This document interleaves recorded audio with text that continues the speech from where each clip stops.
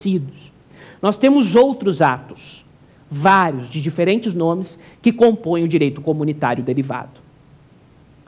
E esse direito comunitário derivado, pelo menos o regulamento, tem aplicabilidade imediata e efeito direto, que eu falei no começo da nossa explanação.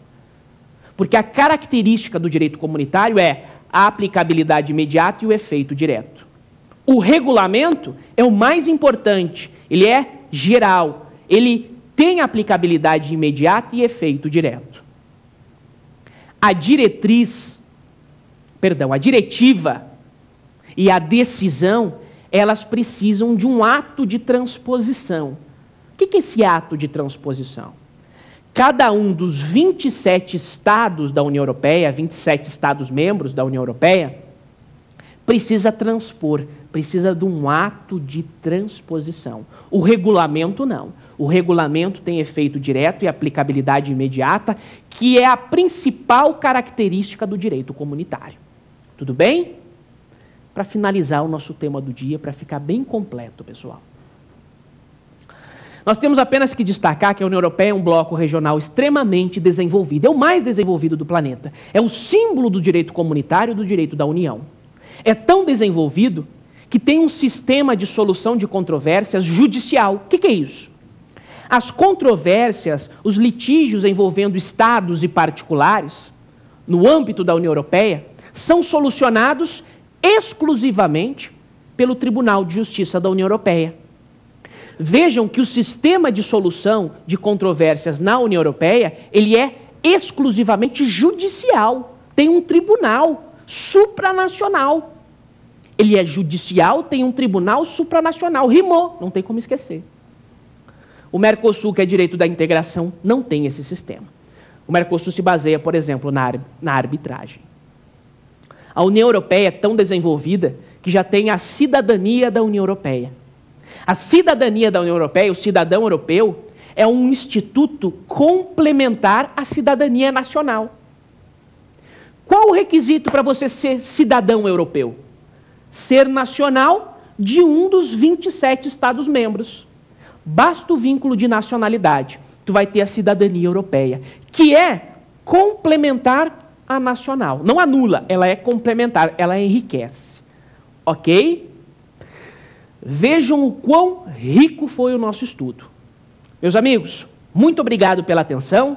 Não saia daí porque tem um segundo bloco. Pergunte ao professor. Grande abraço.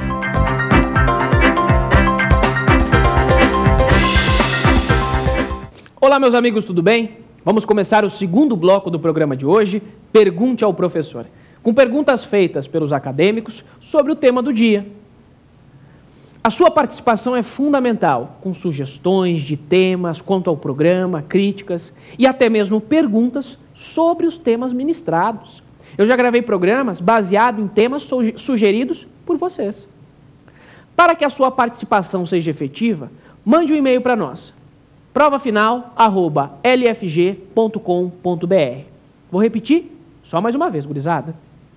provafinal@lfg.com.br. Você verá que as perguntas deste bloco irão corroborar ou até mesmo enriquecer a primeira parte do programa. Ok? Vamos à primeira pergunta. Vem comigo, olha só. Professor, em que fase do processo de integração está a União Europeia? A União Europeia, como eu já ressaltei, ela é uma união econômica e monetária. Eu apenas destaco o seguinte. A União Europeia ainda é um mercado comum. Lembra da regrinha do Zumu com 2 U no final? Mercado comum, união econômica e monetária? A União Europeia também é um mercado comum europeu, só que complementado pela União Econômica e Monetária. Por quê? Porque as fases do processo de integração não se anulam, mas sim se complementam. Mercosul, regrinha do Zumu com 2 U no final. Mercosul é uma zona de livre comércio, mas também é uma união aduaneira, porque uma fase complementa a outra. O Mercosul e a União Europeia adotam o princípio da gradualidade. Devem evoluir de forma gradativa, fase por fase. Uma fase, um nível complementa o outro. Ok? Tranquilo? Essa regrinha do Zumu com 2 U no final, ela tem fins didáticos, doutrinários, não é rigorosa. Tem alguns estados que já começam na terceira, que começam na segunda. Ou seja, alguns estados optam por blocos regionais que não obedecem rigorosamente essas fases. Ela tem utilidade acadêmica para estudo. Tudo bem? A principal característica da União Europeia, que é uma união econômica e monetária, é a existência da moeda única, o euro, que começou a circular no ano de 2002. A União Europeia, que é supranacional, tem um banco central próprio, é o Banco Central Europeu. Esse banco central está localizado em Frankfurt, na Alemanha. Tudo bem, meu caro? Vamos para a segunda pergunta. Professor, o que vem a ser o direito da União? Meu caro, o direito da União é o direito comunitário.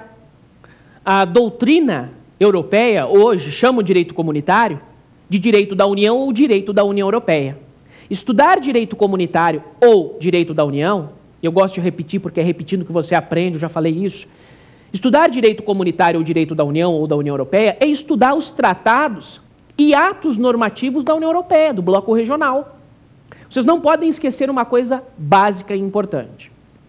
O direito da União ou direito comunitário, ele é caracterizado pela primazia. Primazia, superioridade, princípio da primazia do direito comunitário. O que é isso? Está acima, hierarquicamente superior às normas nacionais, ao ordenamento jurídico nacional dos Estados. Tanto Constituição como leis não interessa. Está acima, primazia do direito da União ou primazia do direito comunitário. Além do princípio da primazia, aplica-se o princípio da subsidiariedade. O direito comunitário ou da União, ele é complementar, ele é subsidiário. E autônomo, independente. Autônomo e independente em relação às normas internas e ao direito internacional. O direito da União ele é autônomo e independente em relação às normas internas, nacionais, e ao próprio direito internacional. Autonomia, primazia e subsidiariedade de quem? Direito da União. Tudo bem? Próxima pergunta, vamos lá. Professor, qual a fonte do direito comunitário mais importante? Quando o acadêmico fala em fonte do direito comunitário mais importante, eu vou levar em consideração o direito comunitário derivado. Nós temos o direito comunitário originário e o derivado. O originário primário são os tratados que criaram a União Europeia, que reformaram, os tratados de adesão de novos estados. Isso é direito comunitário originário. O derivado são os atos unilaterais que emanam das instituições.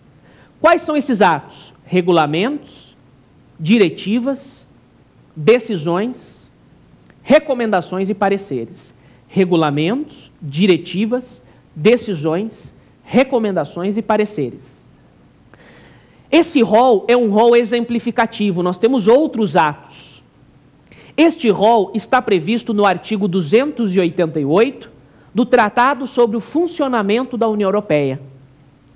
Esse artigo 288, ele é do Tratado sobre o Funcionamento da União Europeia. E esses 5 atos estão lá previstos, no artigo 288. É um rol exemplificativo porque nós temos outros atos.